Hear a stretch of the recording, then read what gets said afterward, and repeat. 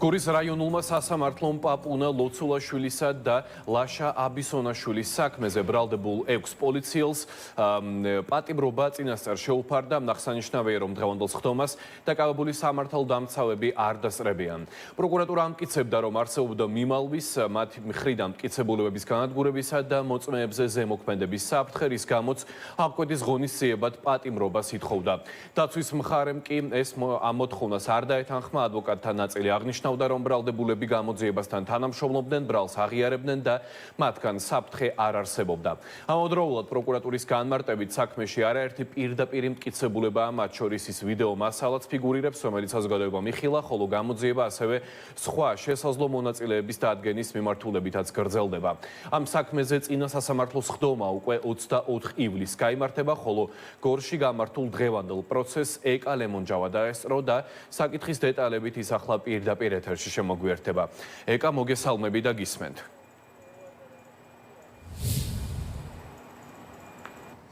ძალადობაში ბრალდებული 6-ვე პოლიციელი ახლა პენტენციურ დაწესებულებაშია და ასევე თანამდებობიდან გადაყენებულია. ეს გადაწყვეტილება გორის რაიონული სასამართლოს მოსამართლემ გერმანე დადაშქელიანმა მიიღო. მას ეს საქმე მას შემდეგ დაეწერა, რაც მისმა კოლეგამ ლევან დარბაიძემ საქმე აიცილა. როგორც დარბაიძემ ჩვენთან საუბარში განმარტა, ერთ-ერთი ბრალდებული არის მისი მეუღლის ნათესავი და იქიდან გამომდინარე, რომ არ გაჩენილიყო, მან საქმეზე თვითაცილება გამოაცხადა, რაც შეეხება დღევანდელ პროცესს. უნდა აღინიშნოს, რომ არც ერთი ბრალდებული არ გამოცხადებულა სასამართლოს სხდომათა დარბაზში, მიუხედავად იმისა, რომ მათი ოჯახის წევრები ახლობლების სხდომათა დარბაზში იმყოფებოდნენ.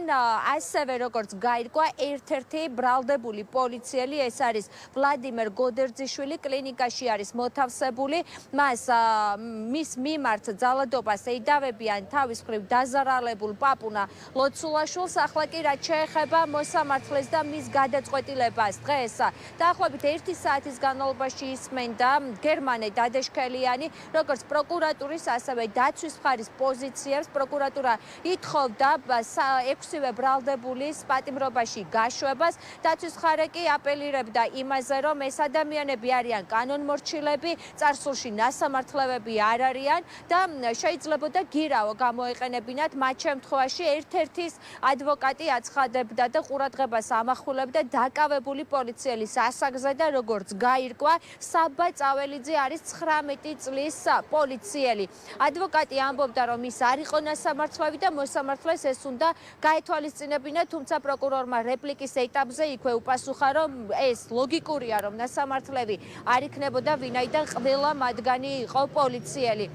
მოსამართლე მას შემდეგ, რაც ყველა მათგანი პატიმრობაში გაუშვა, თქვა, რომ პროკურატურას აბსოლუტურად დასაბუთებული ჰქონდა შუამდგომლობა და ამასთან მოსამართლემ ყურადღება გაამახვილა დანაშაულის სიმძიმეზე და ხასიათზე და ამასთან აღნიშნა, რომ პოლიციელებმა იძალადეს 2 მოქალაქეზე ურთიერთშელაპარაკების შემდეგ და იმის ნაცვლად, რომ მათ დაეცვათ წესრიგი, გამოათრიეს მოქალაქე და ერთ-ერთი მათგანი წიხლებითაც კი გაუსწორდა დაზარალებულს.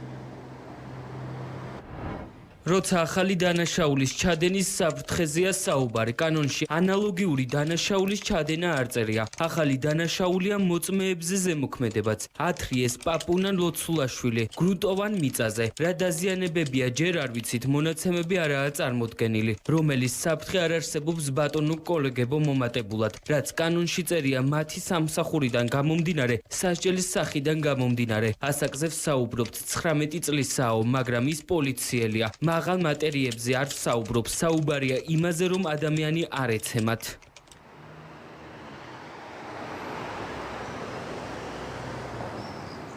ახლა მთავარი კითხვა არის, გაიზრდება თუ არა დაკავებულ პოლიციელთა წრე. სულ საერთო ჯამში, როგორც უკვე იცით, 6 პირი არის პასუხისგებაში მიცემული, თუმცა საუბრობენ და კადრებშიც ხედავს მაყურებელი, რომ იქ გაცილებით მეტი სამართალდამცავი იმყოფებოდა. ეს კითხვა დავუსვით ჩვენ საქმის პროკურორს, როგორც მან აღნიშნა, შესაძლო დამნაშავე პირთა წრის გაზრდასთან დაკავშირებით გამოძიება გრძელდება. ამასთან ის ამბობს, რომ დაკავებულ განსხვავებული პოლიციელების ნაწილი გამოძიებას აწვდის ინფორმაციას, ნაწილი არ თანამშრომლობს და ასევე უმეტესი მათგანი მხოლოდ საკუთარ თავზე და ქმედებებზე.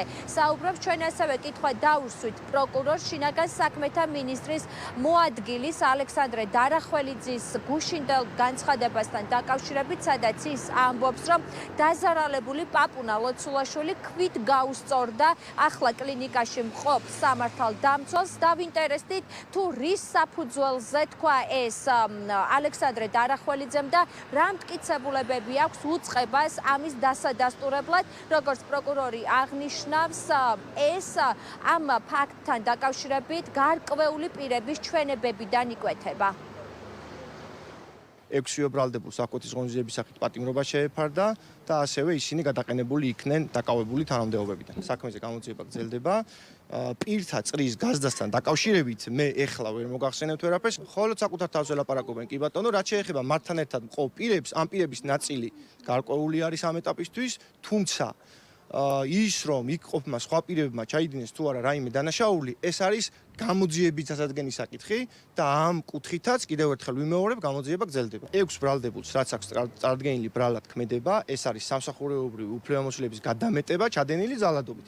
ეს დანაშაული ცალკე აღებული ჯგუფს არ ითვალისწინებს. დაზარალებულის გარდა პაპუნა ლოცულაშვილს რა სტატუსი აქვს? აქვს თუ არა ბრალდებული სტატუსი? პაპუნა ლოცულაშვილს და მეორე დაზარალებულს, ორივე მათგანს აქვთ დაზარალებული სტატუსი. ამ ფაქტთან დაკავშირებით ფაქტზე გამოძიება გრძელდება.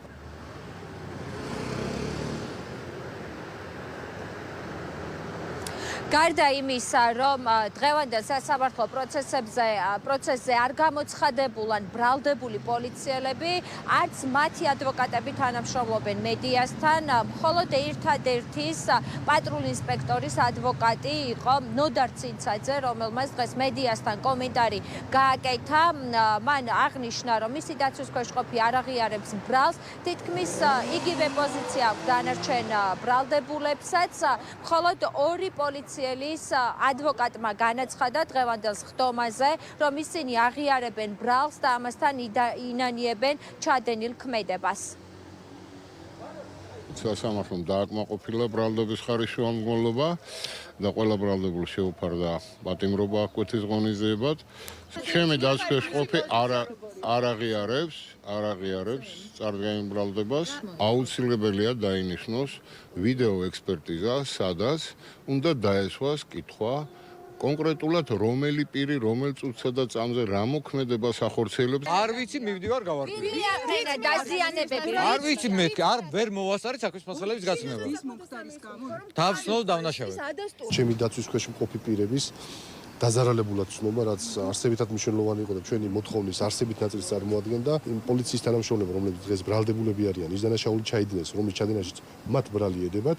და აქედან გამომდინარე, სასამართლო ვინაიდან სრულად და კანონიერ და ობიექტურად შეაფასა ის გარემოებები, მიღებული გადაწყვეტილებაც თითოეული მათგანის მიმართ პატიმრობის გამოყენებასთან დაკავშირებით არის კანონიერი და სწორი. თუ გამოიკვეთება, რომ სხვა პირების პასუხისგებლობის საკითხიც არსებობს, თავისთავად ცხადია, ჩვენ ამ მოთხოვნას დავაყენებთ.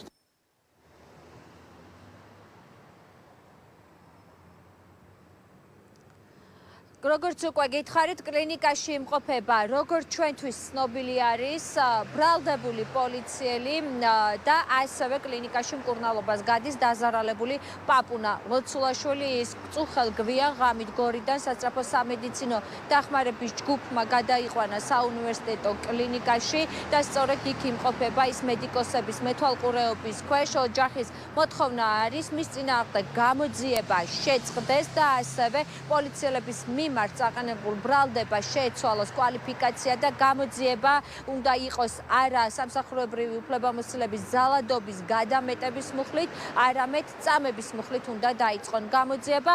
ნახოთ როგორ განვითარდება მოვლენები, დააკავებენ თუ არა სხვა სამართალდამცავებს, რომლებიც შემთხვევის ადგილზე იყვნენ. ამას ალბათ მას შემდეგ გავიგებთ, რაც გამოძიება დასრულდება და ეს თარიღი, როდესაც პირველი სასამართლოს ხდომა ჩატარდება, არის 24 ივლისი. სწორედ ამ დღეს გორის რაიონული სასამართლო დაიწყებს განხილვას ბრალდებული პოლიციელების საქმის.